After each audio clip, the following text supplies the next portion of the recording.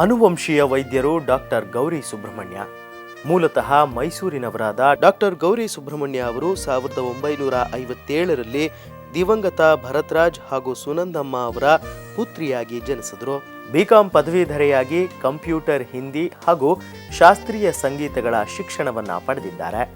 ಭಾರತದಲ್ಲಿ ಖ್ಯಾತಿ ಗಳಿಸಿದ ನಿಖಿಲ ಕರ್ನಾಟಕ ಆಯುರ್ವೇದ ಸಂಸ್ಥೆಯ ಸಂಸ್ಥಾಪಕರಾದ ಡಾಕ್ಟರ್ ನರಸಿಂಹಮೂರ್ತಿ ಅವರ ಮೊಮ್ಮಗಳಾದ ಇವರು 1970ರಿಂದ 15 ವರ್ಷ ಆಯುರ್ವೇದಿಕ್ ಶಿಕ್ಷಣ ಹಾಗೂ ತರಬೇತಿಯನ್ನ ಪಡೆದಿದ್ದಾರೆ ಹಾಗೂ 15 ವರ್ಷಗಳ ಕಾಲ NKCA ಫಾರ್ಮಸಿಯಲ್ಲಿ ತರಬೇತಿಯನ್ನ ಪಡೆದಿದ್ದಾರೆ.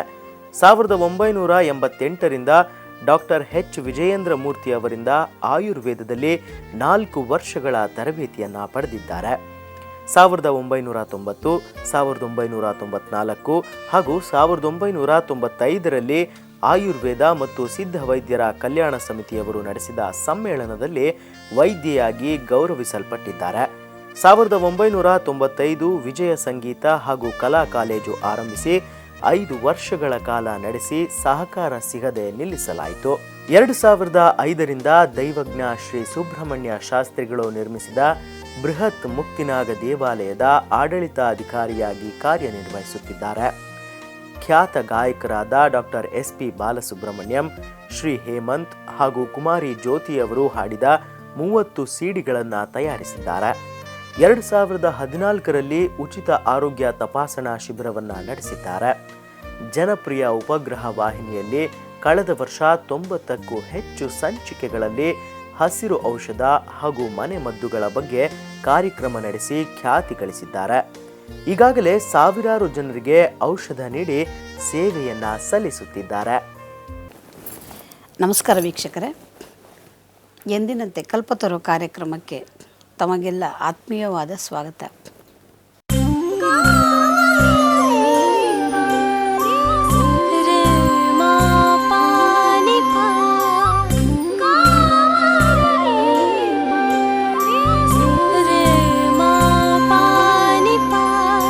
ನೋಡಿ, ಪ್ರತಿನಿತ್ಯವೂ ಕೂಡ ನಾವು ಆಯಾ ಕಾಲಗಳಿಗೆ ಅನುಗುಣವಾಗಿ ಯಾವ್ಯಾವುದು ನಮಗೆ ಪ್ರಕೃತಿಯಲ್ಲಿ ಸಮೃದ್ಧವಾಗಿ ಸಿಕ್ಕತ್ತೆ ಅದನ್ನು ಎಷ್ಟು ಜಾಣತನದಿಂದ ನಾವು ಬಳಕೆಯನ್ನು ಮಾಡಿಕೊಳ್ಬಹುದು, ಅದರಿಂದ ನಾವು ಹೇಗೆ ಆರೋಗ್ಯವನ್ನು ವೃದ್ಧಿಸಿಕೊಳ್ಳಬಹುದು, ಈ ವಿಷಯಗಳನ್ನೆಲ್ಲ ಕೂಡ ನಾವು ಪ್ರತಿ ಸಂಚಿಕೆಯಲ್ಲೂ ಕೂಡ ತಿಳ್ಕೊಳ್ತಾ ಬಂದಿದ್ದೀವಿ. ಇವತ್ತು ಒಂದು ತರಕಾರಿಯ ಬಗ್ಗೆ ನಾವು ವಿಚಾರವನ್ನು ತಿಳ್ಕೊಳ್ಳೋಣ. ಎಲ್ಲರಿಗೂ ಗೊತ್ತು, ಎಲ್ಲ ತರಕಾರಿಯಲ್ಲೂ ಕೂಡ ಅದರದ್ದೇ ಆದ ವಿಶೇಷತೆಗಳಿರುತ್ತೆ, ಪೌಷ್ಟಿಕಾಂಶಗಳಿರುತ್ತೆ. ಅದು ಒಂದಲ್ಲ ಒಂದು ರೀತಿಯಲ್ಲಿ ಮನುಷ್ಯನ ಶರೀರದ ಬೆಳವಣಿಗೆಗೆ ಸಹಕಾರಿಯಾಗಿರುತ್ತೆ ಅಂತ ನಮಗೆಲ್ಲ ಗೊತ್ತು.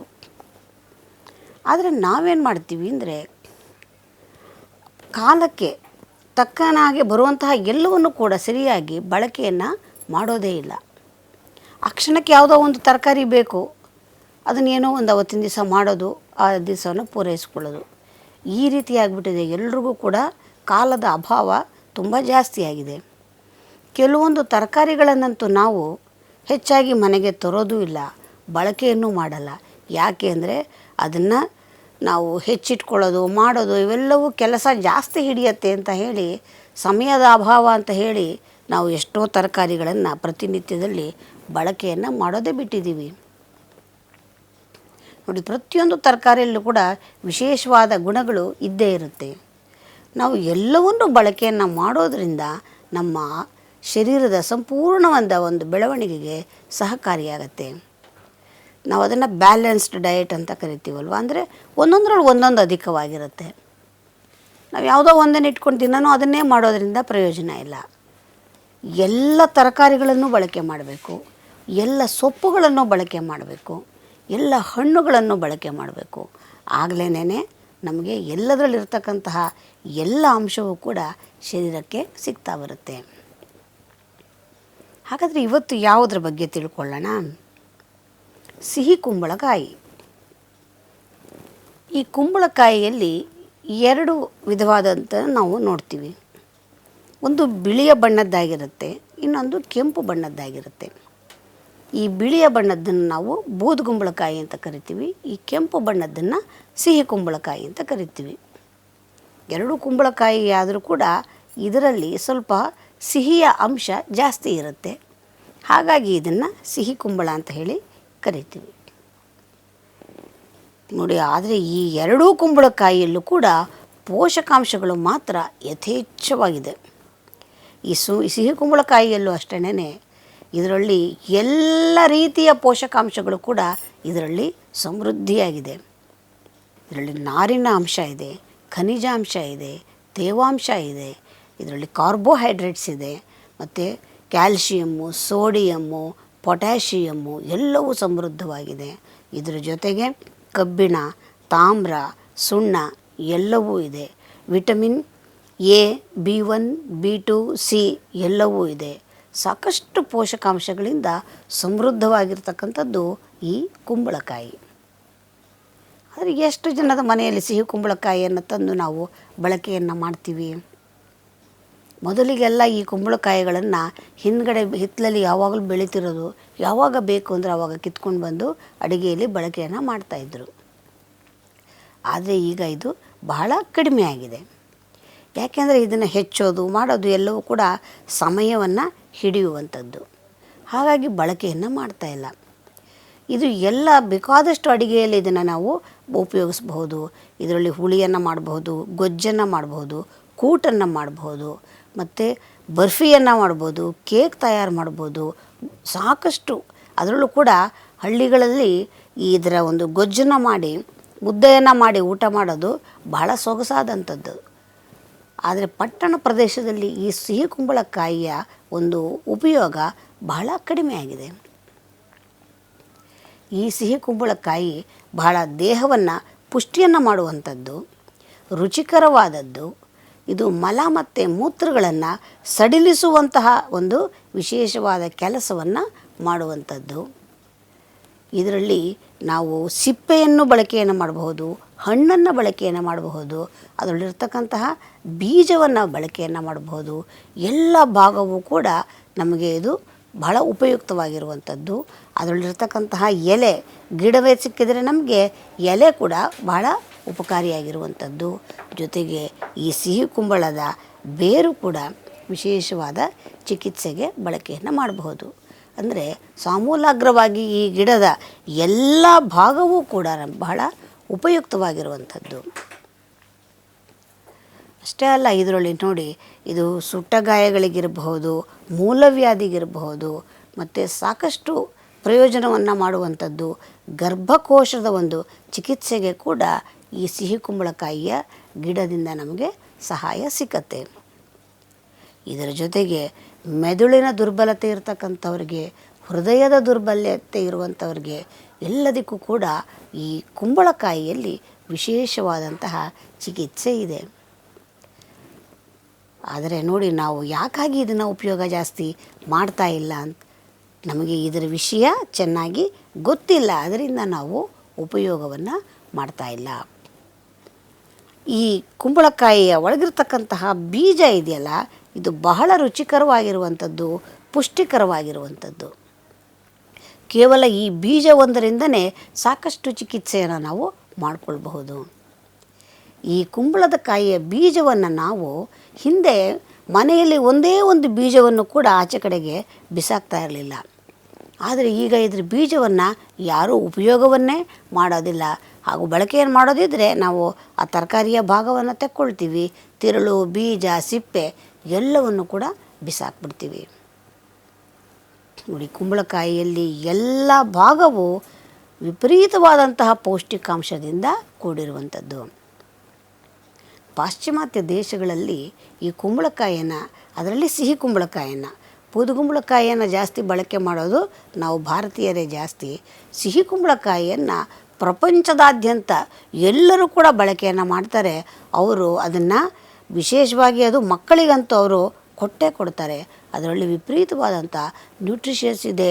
ಅದು ಬೇಕೇ ಬೇಕು ಬೆಳವಣಿಗೆಗೆ, ಅದು ಶರೀರದ ಮೂಳೆಗಳ ಬೆಳವಣಿಗೆಗೆ ಬೇಕು ಅಂತ ಹೇಳಿ ಅವರು ಈ ಸಿಹಿ ಕುಂಬಳಕಾಯಿಯನ್ನು ಹೆಚ್ಚು ಹೆಚ್ಚು ಬಳಕೆಯನ್ನು ಅವರು ಮಾಡ್ತಾರೆ. ಈ ಕುಂಬಳಕಾಯಿಯ ಬೀಜವನ್ನು ನಾವು ಸಂಗ್ರಹ ಮಾಡಿಟ್ಕೊಂಡಿದ್ದು ಇದರ ಬಳಕೆಯನ್ನು ಮಾಡ್ತಾ ಬಂದಿದ್ದೇ ಆದರೆ ಹೃದಯದ ದೌರ್ಬಲ್ಯ ಬರೋದಿಲ್ಲ.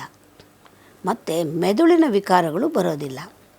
ಅಥವಾ ಇದ್ದರೂ ಕೂಡ ಇದರ ಬಳಕೆಯನ್ನು ಮಾಡುವುದರಿಂದನೇ ಸಾಕಷ್ಟು ಪ್ರಯೋಜನ ಸಿಕ್ಕತ್ತೆ. ಇದನ್ನು ಏನೂ ಮಾಡದೇ ಇದ್ದರೂ ಕೂಡ ಸ್ವಲ್ಪ ಹಾಲಿನಲ್ಲಿ ಹಾಕಿ ಚೆನ್ನಾಗಿ ಅರೆದು ಅದನ್ನು ಕುಡಿಯೋದ್ರ ಮುಖಾಂತರ ಹೃದಯ ಮತ್ತು ಮೆದುಳಿಗೆ ಸಂಬಂಧಪಟ್ಟಂತಹ ಸಮಸ್ಯೆಗಳನ್ನು ಪರಿಹರಿಸ್ಕೊಳ್ಳಿಕ್ಕೆ ಸಾಧ್ಯ ಆಗುತ್ತೆ. ಹಾಗಾದರೆ ಬೇಕಾ ಬೇಡವಾ ಇದನ್ನು ಉಪಯೋಗ ಮಾಡೋದು? ಹೃದಯವೂ ಬಹಳ ಮುಖ್ಯವಾದ ಅಂಗ, ಮೆದುಳು ಬಹಳ ಮುಖ್ಯವಾದ ಅಂಗ. ಎರಡನ್ನೂ ಕೂಡ ಅಚ್ಚುಕಟ್ಟಾಗಿ ಕಾರ್ಯ ನಿರ್ವಹಿಸಬೇಕು ಅಂದರೆ ಈ ಕುಂಬಳಕಾಯಿಯ ಬೀಜವನ್ನು ನಾವು ಬಳಕೆಯನ್ನು ಮಾಡೋದು ಅಭ್ಯಾಸದಲ್ಲಿಟ್ಕೋಬೇಕು. ತರಕಾರಿಗಿನ್ನ ಬೀಜಗಳಲ್ಲಿ ಯಾವಾಗಲೂ ಕೂಡ ಶಕ್ತಿ ಜಾಸ್ತಿ ಇರುತ್ತೆ. ಒಂದು ಬೀಜ ಹಾಕಿ ನೆಟ್ಟರೆ ಎಷ್ಟು ಬೃಹದಾಕಾರವಾಗಿರುವಂತಹ ಗಿಡ ಹುಟ್ಟುಕೊಳ್ಳುತ್ತೆ, ಅದರಲ್ಲಿ ಅನೇಕ ತರಕಾರಿಗಳು ಬೆಳೆಯುತ್ತೆ. ಹಾಗಾದರೆ ಅದರಲ್ಲಿ ಶಕ್ತಿ ಎಷ್ಟಿದೆ ಅನ್ನೋದು ನಮ್ಮ ಸಾಮಾನ್ಯ ಜ್ಞಾನಕ್ಕೆ ಗೊತ್ತಾಗುವಂಥದ್ದು. ಅಂಥದ್ರಲ್ಲಿ ಶರೀರಕ್ಕೆ ನಾವು ಅದನ್ನು ಸೇವನೆಯನ್ನು ಮಾಡಿದಾಗ ಅದರ ಉಪಯೋಗ ಬಹಳಷ್ಟಿರುತ್ತೆ.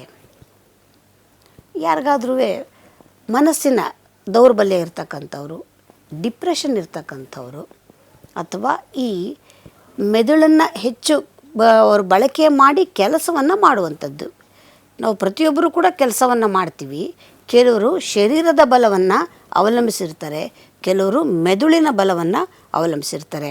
ಅಂದರೆ ತಲೆಯನ್ನೇ ಖರ್ಚು ಮಾಡಿ ಜಾಸ್ತಿ ಕೆಲಸ ಮಾಡೋದು ಒಂದು ಭಾಗ, ಆದರೆ ಶಾರೀರಿಕವಾದ ಬಲವನ್ನು ಉಪಯೋಗಿಸಿ ಕೆಲಸ ಮಾಡೋರು ಇನ್ನೊಂದು ಭಾಗ. ಈ ಮೆದುಳನ್ನು ಉಪಯೋಗ ಮಾಡಿ ಕೆಲಸವನ್ನು ಮಾಡ್ತಕ್ಕಂಥವ್ರಿಗೆ ಈ ಕುಂಬಳಕಾಯಿಯ ಬೀಜ ಒಂದು ಟಾನಿಕ್ ರೀತಿಯಲ್ಲಿ ಕೆಲಸವನ್ನು ಮಾಡುತ್ತೆ.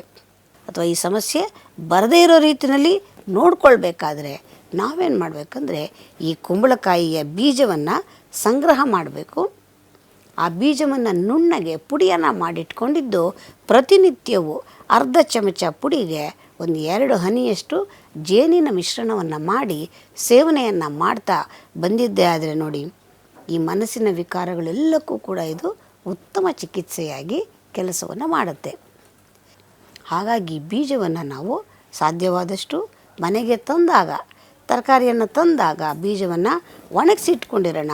ಪುರ್ಸೊತ್ತಾದಾಗ ಯಾವಾಗ ಬಿಡುವಾಗತ್ತೆ ಆವಾಗ ಆ ಬೀಜವನ್ನು ಬಿಡಿಸಿ ಒಳಗಡೆ ಇರತಕ್ಕಂತಹ ಪೊಪ್ಪನ್ನು ತೆಗೆದಿಟ್ಕೊಂಡಿದ್ದು ಯಾವ ರೂಪದಲ್ಲಾದರೂ ಸರಿ, ಅದನ್ನು ರುಚಿಗೆ ಬೇಕು ಅಂದರೆ ತುಪ್ಪದಲ್ಲಿ ಹುರಿದಂಗೆ ಮಾಡಿ ಉಪ್ಪು ಕಾಳುಮೆಣಸು ಪುಡಿ ಹಾಕಿ ತಿನ್ಕೊಳ್ಳಿ. ಇಲ್ಲ ಅಂದರೆ ಪುಡಿಯನ್ನು ಮಾಡಿಟ್ಕೊಂಡು ಔಷಧದ ರೂಪದಲ್ಲಿ ಜೇನಿನ ಜೊತೆಯಲ್ಲಿ ಸೇವನೆ ಮಾಡಿ, ಅಥವಾ ಹಾಲಿನ ಜೊತೆಯಲ್ಲಿ ಅರೆದು ಅದನ್ನು ಸೇವನೆ ಮಾಡಿ. ಯಾವ ರೂಪದಲ್ಲಾದರೂ ಸರಿ ಈ ಬೀಜವನ್ನು ಸೇವನೆಯನ್ನು ಮಾಡ್ತಾ ಬಂದಿದ್ದೇ ಆದರೆ ಮಾನಸಿಕವಾದಂತಹ ಸಮಸ್ಯೆಗಳು ಯಾವುದು ಬರದೇ ಇರೋ ರೀತಿಯಲ್ಲಿ ಇದು ಜೋಪಾನವನ್ನು ಮಾಡುತ್ತೆ. ಇನ್ನು ಮಲಬದ್ಧತೆ ಇರತಕ್ಕಂಥವ್ರು ಅಥವಾ ಮೂಲವ್ಯಾಧಿಯ ಸಮಸ್ಯೆ ಇರುವಂಥವ್ರು, ಇಂಥವ್ರು ಏನು ಮಾಡಬೇಕು ಅಂದರೆ ಆಗಿಂದಾಗ್ಗೆ ಮನೆಯಲ್ಲಿ ಇದನ್ನು ಅಡಿಗೆಯ ರೂಪದಲ್ಲಿ, ಪಲ್ಯದ ರೂಪದಲ್ಲಿ ಅಥವಾ ಸಾಂಬಾರು ಮಾಡೋದು, ಗೊಜ್ಜು ಮಾಡೋದು, ಯಾವುದೋ ರೂಪದಲ್ಲಿ ಇದನ್ನು ಕೇಕ್ ಕೂಡ ಮಾಡಿದ್ರೆ ಬಹಳ ರುಚಿಯಾಗಿರುವಂತಹ ಕೇಕನ್ನು ಕೂಡ ತಯಾರು ಮಾಡಬಹುದು. ಅನೇಕ ಸಿಹಿ ಪದಾರ್ಥಗಳಿಗೆ ಕೂಡ ಈ ಸಿಹಿ ಕುಂಬಳಕಾಯಿಯನ್ನು ಬಳಕೆಯನ್ನು ಮಾಡ್ತೀವಿ. ಯಾಕೆ ಅಂದರೆ ಇದರಲ್ಲಿ ಸಿಹಿಯ ಅಂಶ ಜಾಸ್ತಿ ಇರೋದರಿಂದ ಆ ರೂಪದಲ್ಲಿ ಕೂಡ ಇದನ್ನು ಮಾಡಿ ಸೇವನೆಯನ್ನು ಮಾಡಬಹುದು. ಈ ರೀತಿಯ ಅಡಿಗೆಯಲ್ಲಿ ನಿಯಮಿತವಾಗಿ ಆಗಿಂದಾಗೆ ಬಳಕೆ ಮಾಡೋದರಿಂದ ಈ ಮೂಲವ್ಯಾಧಿಯವರಿಗೆ ಮತ್ತು ಮಲಬದ್ಧತೆ ಇರತಕ್ಕಂಥವ್ರಿಗೆ ಇದು ಬಹಳ ಹಿತಕರವಾಗಿರುವಂಥದ್ದು. ಇನ್ನು ಈ ಕುಂಬಳಕಾಯಿ ಮೇಲ್ಗಡೆ ಒಂದು ತೊಟ್ಟಿರುತ್ತೆ. ಆ ತೊಟ್ಟನ್ನು ಅಷ್ಟೇ ಎಷ್ಟು ಜನ ಉಪಯೋಗ ಮಾಡೋದಿಲ್ಲ. ಮೊದಲೆಲ್ಲ ಏನು ಮಾಡೋರು ಅಂದರೆ ಆ ತೊಟ್ಟನ್ನು ದೋಸೆ ಹೆಂಚಿನಲ್ಲಿ ಎಣ್ಣೆ ಸವರೋದಕ್ಕಾದರೂ ಉಪಯೋಗಿಸ್ಕೊಳ್ಳೋರು, ಅದನ್ನು ಬಿಸಾಕ್ತಾ ಇರಲಿಲ್ಲ. ನೋಡಿ, ಈ ತೊಟ್ಟನ್ನು ನಾವು ತೆಗೆದಿಟ್ಕೊಂಡಿದ್ದೆ ಆದರೆ ಈ ಯಾವುದಾದ್ರೂ ಹುಳ ಹುಪ್ಪಟೆಗಳು, ನಮಗೆ ಗೊತ್ತಿಲ್ಲದೆ ಇರುವಂಥ ಹುಳಗಳು ಯಾವುದಾದ್ರೂ ಕಚ್ಚಿದಾಗ ಆಗುವಂತಹ ಉರಿ ನೋವನ್ನು ಶಮನ ಮಾಡಿಕೊಳ್ಳಿಕ್ಕೆ ಈ ತೊಟ್ಟನ್ನು ನಾವು ಸಾಣೆಕಲ್ ಮೇಲೆ ಕೇವಲ 1-2 ಹನಿ ನೀರು ಹಾಕಿ ತೇಯ್ದು ಅದರ ಗಂಧವನ್ನು ಲೇಪನವನ್ನು ಮಾಡೋದರಿಂದ ಶರೀರದಲ್ಲಿ ಯಾವುದಾದ್ರೂ ಹುಳ ಹುಪ್ಪಟೆ ಕಚ್ಚಿದಾಗ ಉರಿ ಆಗೋದು, ನೋವಾಗೋದು, ನೆವೆ ಆಗೋದು, ಇದು ಯಾವುದೇ ಆದರೂ ಕೂಡ ಅದಕ್ಕೆ ಒಳ್ಳೆಯ ಒಂದು ಇದು ಚಿಕಿತ್ಸೆ ಆಗುತ್ತೆ. ಬಿಸಾಡುವಂತಹ ಕೇವಲ ತೊಟ್ಟಿನಲ್ಲಿ ಅದು ನಾವೇನು ಖರ್ಚು ಮಾಡಲಿಲ್ಲಪ್ಪ, ಅದಕ್ಕೆ ಒಂದು ನೀರು ಹಾಕಿ ಗಂಧ ತೇಯ್ದ್ವಿ, ಹಚ್ಚಿದ್ವಿ ಅಷ್ಟೇ. ಉರಿ ಎಲ್ಲವೂ ಕೂಡ ತಕ್ಷಣದಲ್ಲಿಯೇ ಶಮನವಾಗುವಂಥದ್ದು. ಈ ಕುಂಬಳಕಾಯಿಯ ಎಲೆಯ ಚಿಗುರುಗಳಿದೆಯಲ್ಲ, ಆ ಚಿಗುರುಗಳನ್ನು ನಾವು ಬೇರೆ ಸೊಪ್ಪುಗಳನ್ನೆಲ್ಲ ಮನೆಯಲ್ಲಿ ಅಡುಗೆಗೆ ತರ್ತೀವಲ್ವ, ಆವಾಗ ಹಿತ್ತಲಲ್ಲೇನಾದರೂ ಕುಂಬಳದ ಗಿಡ ಇದ್ದಿದ್ದೇ ಆದರೆ ಅಥವಾ ನಮಗೆ ಸುಲಭವಾಗಿ ಸಿಕ್ಕುವಂಥದ್ದಿದ್ದರೆ ಆ ಎಳೆಯ ಕುಡಿಗಳನ್ನೆಲ್ಲನೂ ಕೂಡ ಕಿತ್ಕೊಂಡು ನಾವು ಈ ಸೊಪ್ಪಿನ ಜೊತೆಯಲ್ಲಿ ಸೇರಿಸಿ ಅಡಿಗೆಗೆ ಹಾಕಿ ಅಡುಗೆಯನ್ನು ಮಾಡಿಕೊಂಡಿದ್ದೇ ಆದರೆ ಈ ಎಲೆಯಲ್ಲಿ ವಿಶೇಷವಾದ ಪೋಷಕಾಂಶಗಳು ಇರುತ್ತೆ. ಈ ಎಲೆಯನ್ನು ಅಡುಗೆಯಲ್ಲಿ ಬಳಕೆ ಮಾಡೋದರಿಂದ ಮೂಲವ್ಯಾಧಿಯವರಿಗೆ ಬಹಳ ಹಿತಕರವಾಗಿರುತ್ತೆ. ಮಲಬದ್ಧತೆಯನ್ನು ಹೋಗಲಾಡಿಸುವಂತಹ ಕೆಲಸವನ್ನು ಈ ಎಲೆ ಮಾಡುತ್ತೆ. ಹಾಗಾಗಿ ಈ ಎಲೆಯ ಚಿಗುರುಗಳನ್ನು ಮಾತ್ರ ಸಂಗ್ರಹ ಮಾಡಿಕೊಂಡು ಅಡಿಗೆಯ ಜೊತೆಯಲ್ಲಿ ನಾವು ಉಪಯೋಗ ಮಾಡೋದ್ರಿಂದ ಸಾಕಷ್ಟು ಲಾಭ ಇದೆ. ಇನ್ನು ಚರ್ಮಕ್ಕೆ ಸಂಬಂಧಪಟ್ಟಂತಹ ಸಮಸ್ಯೆಗಳು. ಚರ್ಮಕ್ಕೆ ಸಂಬಂಧಪಟ್ಟಿದ್ದು ನೆವೆ ಅಥವಾ ಕೆರೆತ ಆಗುವಂಥದ್ದು, ಹುಳಕಡ್ಡಿ ಆಗಿರುವಂಥದ್ದು, ಗಜಕರ್ಣ ಆಗಿರುವಂಥದ್ದು, ಈ ತರಹದ್ದು ಕಜ್ಜಿ, ತುರಿಕೆ, ಯಾವುದೇ ಚರ್ಮದ ಸಮಸ್ಯೆಗಳಿದ್ದಾಗ ಇದೇ ಗಿಡದ ಎಲೆಯನ್ನು ಒಂದು 2 ಎಲೆ ತಂದರೆ ಸಾಕು, ಅದನ್ನು ಜಜ್ಜಿ ಅದರ ರಸವನ್ನು ಲೇಪನವನ್ನು ಮಾಡಿದರೆ ಸಾಕು ನೋಡಿ, ಚರ್ಮಕ್ಕೆ ಸಂಬಂಧಪಟ್ಟಂತಹ ಸಮಸ್ಯೆಗಳಿಗೆ ಒಳ್ಳೆಯ ಪರಿಹಾರ ಸಿಕ್ಕಂತಾಯಿತು. ಇನ್ನು ಇದೇ ಚರ್ಮದಲ್ಲಿ ಆಗುವಂಥದ್ದು ಇನ್ನೊಂದು ಕುರುಗಳಾಗೋದು. ಕುರುಗಳಾಗೋದು ಅಂದರೆ ಶರೀರದಲ್ಲಿ ಅಧಿಕವಾದ ಉಷ್ಣಾಂಶ ಇದ್ದಾಗ ಅಥವಾ ರಕ್ತ ಮಲಿನತೆಯನ್ನು ಪಡ್ಕೊಂಡಾಗ ಏನಾಗುತ್ತೆ, ಈ ಕುರುಗಳ ರೂಪದಲ್ಲಿ ಚರ್ಮದಲ್ಲಿ ನಮಗೆ ಕಾಣಿಸ್ಕೊಳ್ಳುತ್ತೆ. ಈ ಕುರುಗಳು ಆದಾಗ ವಿಪರೀತ ಬಾಧೆ, ವಿಪರೀತ ನೋವಿರುತ್ತೆ. ಅದರ ಹಿಂಸೆಯನ್ನು ತಡೆಯೋದಕ್ಕೆ ಸಾಧ್ಯ ಇಲ್ಲ. ಆಗೇನು ಮಾಡೋದು, ಈ ಕುಂಬಳಕಾಯಿಯ ಗಿಡದ ಎಲೆ ಏನಾದರೂ ನಿಮಗೆ ಹತ್ತಿರದಲ್ಲಿ ಸಿಗುವಂತಿದ್ದರೆ ಆ ಎಲೆಯನ್ನು ತರೋದು, ಸ್ವಲ್ಪ ದೀಪದಲ್ಲಿ ಒಂದು ಸ್ವಲ್ಪ ಬಿಸಿಯನ್ನು ಮಾಡ್ಕೊಳ್ಳೋದು, ಬಿಸಿ ಬಿಸಿಯಾಗಿ ಆ ಜಾಗಕ್ಕೆ, ಆ ಕುರು ಇರುವಂತಹ ಜಾಗಕ್ಕೆ ಆ ಎಲೆಯನ್ನು ಇಟ್ಟು ಸ್ವಲ್ಪ ಬಿಗಿಯಾಗಿ ಒಂದು ಬಟ್ಟೆಯನ್ನು ಹಾಕಿ ಕಟ್ಟೋದು. ಈ ರೀತಿ ಮಾಡೋದರಿಂದ ಆ ಕುರು ಬಹಳ ಬೇಗ ಮಾಗಿ ಅದು ಒಡೆದು ಒಳಗಿರ್ತಕ್ಕಂತಹ ಕೀವು ಮತ್ತು ಮಲಿನವಾದ ರಕ್ತ ಎಲ್ಲವೂ ಕೂಡ ಹೊರಕ್ಕೆ ಬರೋದಕ್ಕೆ ಸಹಾಯ ಆಗುತ್ತೆ.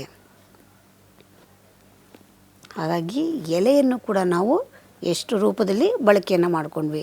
ಚರ್ಮಕ್ಕೆ ಸಂಬಂಧಪಟ್ಟಂತಹ ಸಮಸ್ಯೆಗೆ ಎಲೆಯ ರಸ, ಕುರುಗೆ ಎಲೆಯನ್ನು ಬಿಸಿ ಮಾಡಿ ಕಟ್ಟುವಂಥದ್ದು, ಚಿಗುರೆಲೆಯನ್ನು ಅಡಿಗೆಯಲ್ಲಿ ಬಳಕೆ ಮಾಡುವುದರ ಮುಖಾಂತರ ಮೂಲವ್ಯಾಧಿ ಅಥವಾ ಮಲಬದ್ಧತೆಯನ್ನು ಸರಿಪಡಿಸ್ಕೊಳ್ಳುವಂಥದ್ದು. ಈ ಎಲ್ಲ ರೂಪದಲ್ಲಿಯೂ ಕೂಡ ನಮಗೆ ಎಲೆ ಸಾಕಷ್ಟು ಸಹಕಾರಿ ಆಗತ್ತೆ. ಇನ್ನು ಕುಂಬಳಕಾಯಿಯನ್ನು ಬಳಸಬೇಕಾದ್ರೆ ನಾವೇನು ಮಾಡ್ತೀವಿ ಅಂದರೆ, ಕುಂಬಳಕಾಯಿಯ ಒಳಭಾಗವನ್ನು ಮಾತ್ರ ತೆಗೆದುಕೊಳ್ತೀವಿ, ಹಿಂದ್ಗಡೆ ಇರುವಂತಹ ಸಿಪ್ಪೆಯನ್ನು ಬಿಸಾಕ್ಬಿಡ್ತೀವಿ, ಈ ಕಡೆ ಇರುವಂತಹ ತಿರುಳು ಬೀಜ ಎಲ್ಲವನ್ನು ತೆಗೆದುಹಾಕ್ಬಿಡ್ತೀವಿ. ಮಧ್ಯದಲ್ಲಿರ್ತಕ್ಕಂಥ ಬರೀ ಹಣ್ಣಿನ ಭಾಗವನ್ನು ಮಾತ್ರ ನಾವು ಅಡಿಗೆಗೆ ಬಳಕೆಯನ್ನು ಮಾಡ್ಕೊಳ್ತೀವಿ. ನೋಡಿ, ಕುಂಬಳಕಾಯಿಯ ಈ ಸಿಪ್ಪೆಯನ್ನು ಬಳಕೆ ಮಾಡೋದರಿಂದ ಸಾಕಷ್ಟು ಅನುಕೂಲ ಇದೆ. ಹಾಗಾಗಿ ಕುಂಬಳಕಾಯಿಯನ್ನು ನಾವು ಹೆಚ್ಚೋದಕ್ಕೆ ಮುಂಚೆ ಏನು ಮಾಡಬೇಕು, ಚೆನ್ನಾಗಿ ನೀರಿನಲ್ಲಿ ಶುಭ್ರವಾಗಿ ತೊಳೆದು ಬಿಡಬೇಕು. ತೊಳೆದ ನಂತರ ಸಿಪ್ಪೆಯ ಸಹಿತವಾಗಿಯೇ ಕುಂಬಳಕಾಯಿಯನ್ನು ನಾವು ಹೆಚ್ಚಿ ನಾವು ಅಡಿಗೆಗೆ ಬಳಕೆಯನ್ನು ಮಾಡಬೇಕು. ಈ ಕುಂಬಳಕಾಯಿಯ ಸಿಪ್ಪೆ ಚೆನ್ನಾಗಿ ಬೆಂದ ಮೇಲೆ ತಿನ್ನೋದಕ್ಕೆ ಕೂಡ ಬಹಳ ರುಚಿಯಾಗಿರುತ್ತೆ.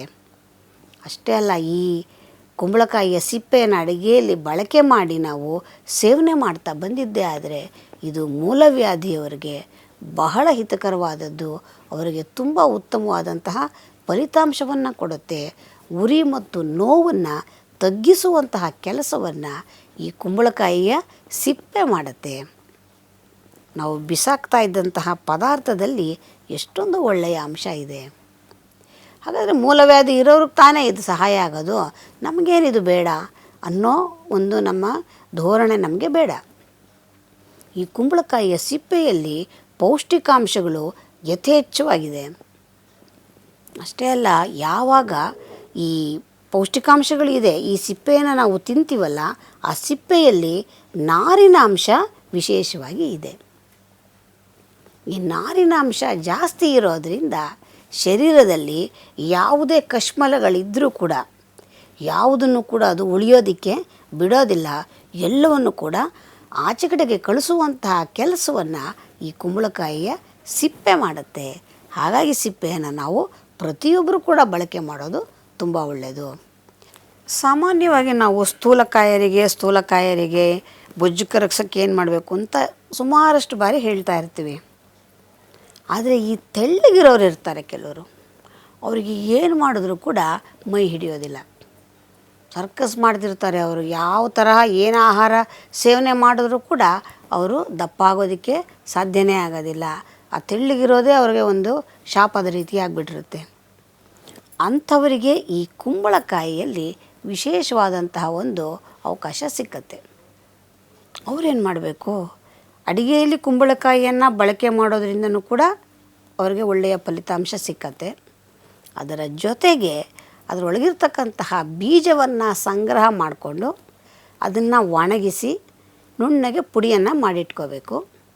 ಅದರ ಜೊತೆಗೆ ಬಾದಾಮಿ ಮತ್ತು ಕುಂಬಳಕಾಯಿಯ ಬೀಜ ಎರಡನ್ನೂ ಕೂಡ ಅವರು ನುಣ್ಣಗೆ ಪುಡಿಯನ್ನು ಮಾಡಿಟ್ಕೊಂಡಿದ್ದು ಪ್ರತಿನಿತ್ಯದಲ್ಲಿ ಬೇಕಾದರೆ ಸ್ವಲ್ಪ ಕಲ್ಲು ಸಕ್ಕರೆಯನ್ನು ಕೂಡ ಸೇರಿಸ್ಕೊಳ್ಬಹುದು. ಇವು ಮೂರರ ಪುಡಿಯನ್ನು ಮಿಶ್ರಣ ಮಾಡಿಟ್ಕೊಂಡು ಪ್ರತಿದಿನ 1 ಚಮಚ ಈ ಪುಡಿಯನ್ನು ಸೇವನೆ ಮಾಡಿ 1 ಲೋಟ ಹಾಲು, ಬಿಸಿ ಬಿಸಿಯಾಗಿ 1 ಲೋಟ ಹಾಲು ಕುಡಿತಾ ಬಂದಿದ್ದೇ ಆದರೆ ಅವರಿಗೆ ಈ ಶರೀರದಲ್ಲಿ ಗಮನೀಯವಾಗಿ ತೂಕ ಹೆಚ್ಚಾಗೋದು ಗೊತ್ತಾಗತ್ತೆ ಮತ್ತು ಮಾಂಸಖಂಡಗಳ ವರ್ಧನೆಯಾಗೋದಕ್ಕೆ ಶುರುವಾಗತ್ತೆ. ಇನ್ನು ಜಂತು ಹುಳಗಳ ಬಾಧೆಗೆ ಏನು ಮಾಡೋದು, ಇದೇ ಕುಂಬಳಕಾಯಿಯ ಬೀಜವನ್ನು ಚೆನ್ನಾಗಿ ಜಜ್ಜೋದು. ಹಸಿ ಇರುವಾಗಲೇ ಜಜ್ಜಿ ಅದರ ರಸವನ್ನು ತೆಗೆದು ಅದನ್ನು ಅವರಿಗೆ ಯಾರಿಗೆ ಹುಳದ ಬಾಧೆ ಇರುತ್ತೆ ಅವರಿಗೆ ಅದನ್ನು ಕೊಡ್ತಾ ಬಂದರೆ 8 ದಿವಸ ಕೊಟ್ಟರೆ ಸಾಕು, ಶರೀರದಲ್ಲಿರ್ತಕ್ಕಂತಹ ಹುಳವೆಲ್ಲವೂ ಕೂಡ ಹೊರಕ್ಕೆ ಹೋಗೋದಕ್ಕೆ ಸಹಾಯ ಆಗುತ್ತೆ.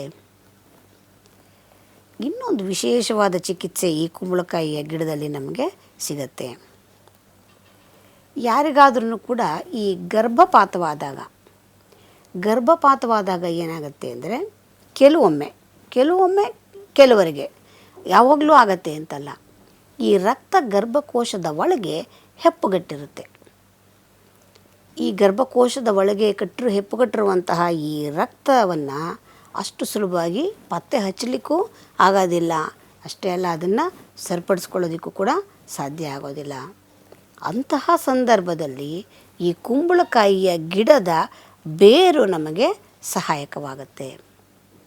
ಈ ಬೇರನ್ನು ತಂದು ಅದನ್ನು ಅವರು ಒಣಗಿಸಿ ಕುಟ್ಟಿ ಪುಡಿ ಮಾಡಿಟ್ಕೊಂಡಾರು ಉಪಯೋಗ ಮಾಡಬಹುದು, ಅಥವಾ ಹಸಿಯ ಬೇರನ್ನೇ ಚೆನ್ನಾಗಿ ಜಜ್ಜಿ ಅದರ ರಸವನ್ನು ಸೇವನೆಯನ್ನು ಮಾಡೋದ್ರ ಮುಖಾಂತರ ಗರ್ಭಕೋಶದೊಳಗೆ ಇರ್ತಕ್ಕಂತಹ ಹೆಪ್ಪುಗಟ್ಟಿರುವಂತಹ ಗಟ್ಟಿಯಾದಂತಹ ರಕ್ತದ ಏನು ಕಣಗಳಿರುತ್ತೆ ಅದನ್ನು ಕರಗಿಸುವಂತಹ ವಿಶೇಷವಾದ ಕೆಲಸವನ್ನು ಈ ಕುಂಬಳಕಾಯಿಯ ಗಿಡದ ಬೇರು ಮಾಡುತ್ತೆ.